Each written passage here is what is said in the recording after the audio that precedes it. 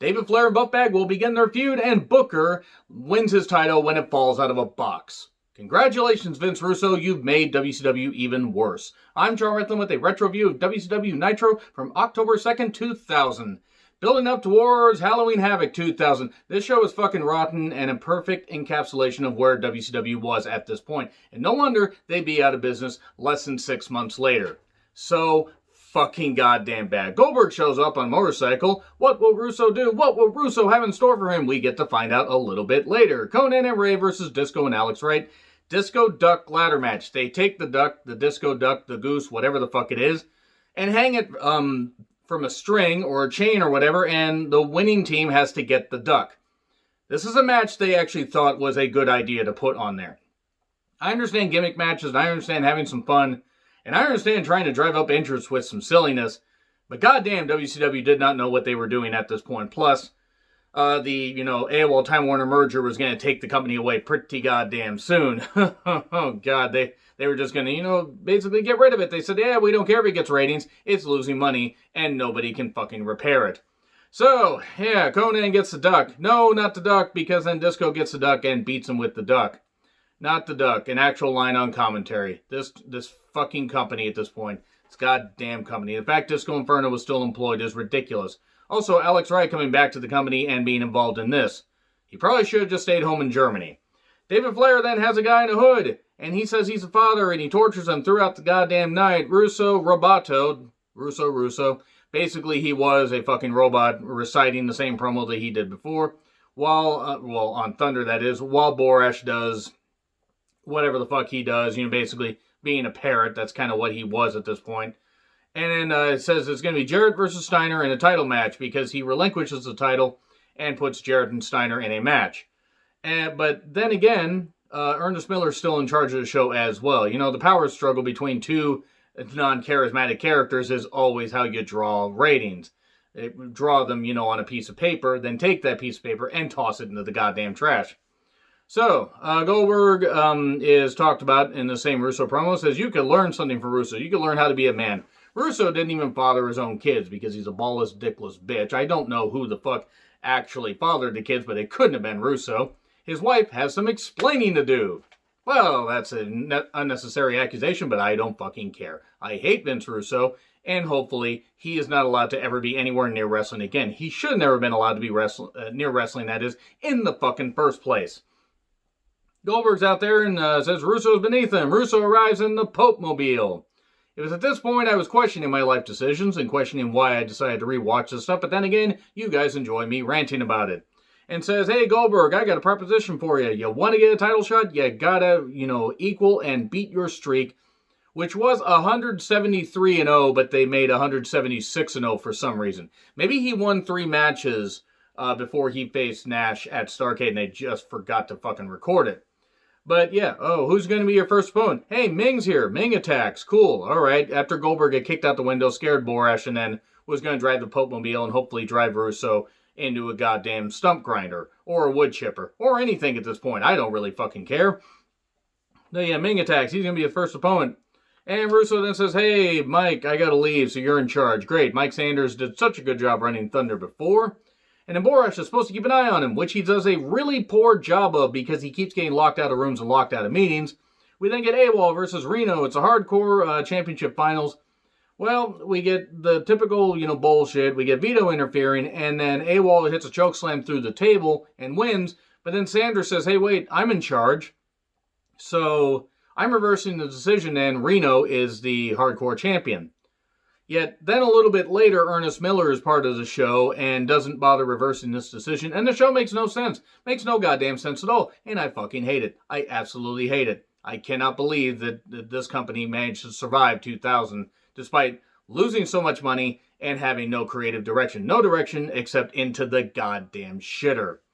So, what else did we get to? Oh, yeah, right. We got apparently, the top 2 contenders for the title are going to be Sting and Booker T, because Ernest Miller overruled Mike Sanders on that, but not on the hardcore title stuff.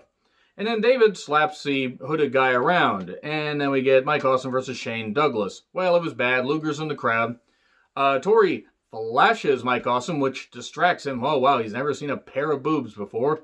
Tori Wilson, by the way, deserves every bit of ridicule she's getting now because she evidently believes a lot of the conspiracy theories that Shane Douglas does, the goddamn piece of shit that he is. And Tori ain't much better, agreeing with a certain Owens that should not be allowed in society, and you know who the fuck I'm talking about. And if you don't like me mixing in my opinions on politics and everything in a humorous way, I don't fucking care. It's my goddamn show. You can be upset all you want, or do your own videos and tell people how wrong they are for not supporting what is a titanic failure of the last 4 years. So, anyway, let's move on from that. Yeah, Tori Wilson's a goddamn idiot. Douglas pins Mike Awesome, Tigress attacks, and Tori, that is, and then Conan makes the save, I guess, kinda. And then we get Mike Sanders being berated by Jeff Jarrett and Scott Steiner. Well, wait a second, you need to fix this. Nash says, hey, I'm their coach, I'll help this out and everything, and he grabs Sanders and says, hey, you got to get in the goddamn Miller's office and talk to him. Ming then cuts a promo, which he's not known for. He says, I've got no choice. It's my last chance. Goldberg, you must die so I can live. Okay. I actually believe Ming there, because he would kill somebody to keep a job. Because Ming is just goddamn scary. Apparently a really nice guy. He's just fucking scary. So, beginning a Goldberg streak here. He beats Ming in a minute. Like, literally. A minute, if you will. And then, the proposition is Jeff Jarrett and Booker T versus Steiner and Sting, and the winners face each other later. Feels like I just saw this on an AEW show recently, but you know what? Honestly, this was worse. This was worse because it was Russo booking it. So we then get David dumping a bucket of water on the hooded guy, and then Scott yells at the crowd and then gets in the face of the crowd. And then we get Jarrett and Booker versus Steiner and Sting, and look, this match should have worked, but it was two unlikely teams, guys that have been feuding with each other, and that's what they spent most of the time doing. Guitar to Sting, and we get a double pin, but since Jarrett was the legal guy, he gets to win, so him and Booker face off for the title later.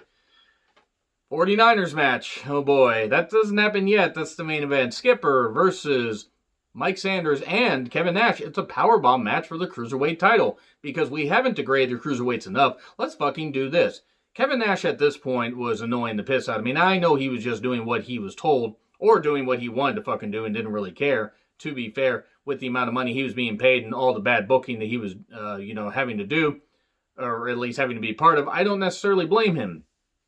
This was terrible. It was fucking terrible. Skipper got in a few shots, but it was like when Nash did the stuff with the X Division in TNA, except there was actually a little bit of benefit to that. And this was a little bit better because at least we got Paparazzi Productions out of it.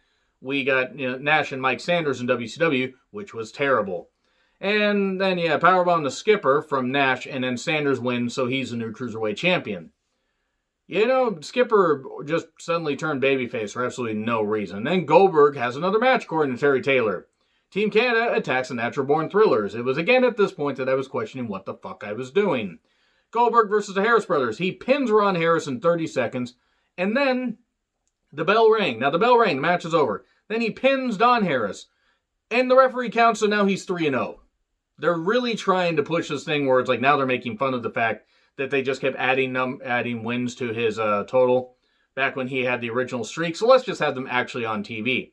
Because if he actually won 3 matches every single show, and that's including pay-per-view, guess what? He actually would equal that streak pretty quickly. Now, it would probably take longer than the company would have been around, but sweet fucking Christ. David Flair then has the hooded guy and says, you ruined my life. If I take these handcuffs off, you'll say that you're the father of the kid. He takes the handcuffs off, and then, he's suddenly fine, and it's Buff Bagwell under the hood. Clearly it was Buff Bagwell. And he hits Buff Blockbuster, and we're going to begin this feud that ends with a DNA First Blood match. My God, WCW, what the fuck happened to you? What the fuck happened to you? They became the meth-addicted person that you see outside of a gas station, like after being like this prominent, rich, yuppie just like a couple of years before. It's absolutely astounding.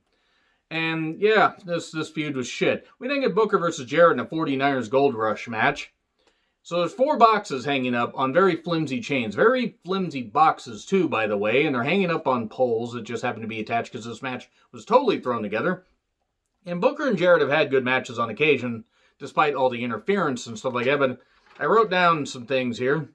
that this match actually made some of Sable's matches seem good by comparison.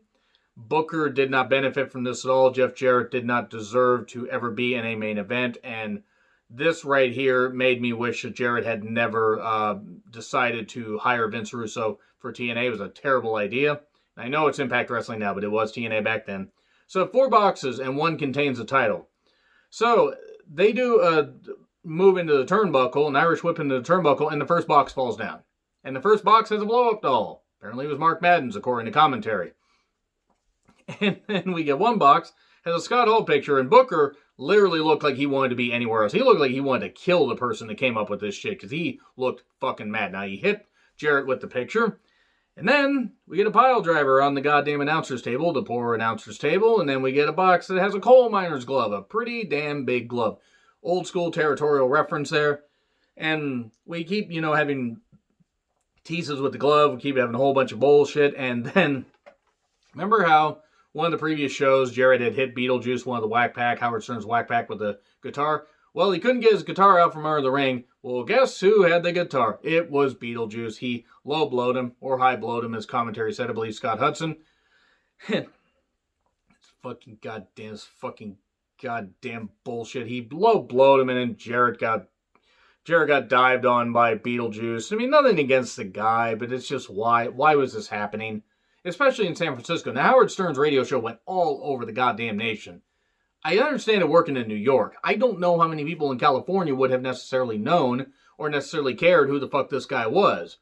But that being said, I think the crowd popped because they knew the show was going to be over, and then Booker he grabs the fucking box, and the title falls out to the side. Oh no, he's got to grab the title. He grabs the title, and he's declared the champion. It was again at this point that I was questioning what the fuck I was doing with my life. Then Scott Steiner attacks Booker and then Beetlejuice. And it says, no, not Beetlejuice. No, what's going to happen to Beetlejuice? Oh no, not Beetlejuice there. That's what I got to fucking say about that. WCW by this point should have just been ended. They should have just fucking cut it. Just said, hey, we'll pay the wrestlers. We'll pay this. We're not going to air this show anymore. They should have just fucking cut it. Like, honestly, it was embarrassing by this point. It was absolutely embarrassing. This was just a goddamn icing on the cake. And unfortunately, we still have a few more weeks of TV and Halloween Havoc 2000 of Vince Russo before we are fucking done with his goddamn atrocious behavior and atrocious booking and his plague, his cancerous hands all over this goddamn company. Anyway, agree, disagree with what I said? Like, share, subscribe, Twitter handle in the description. I'm Jarrett. I'll see you soon.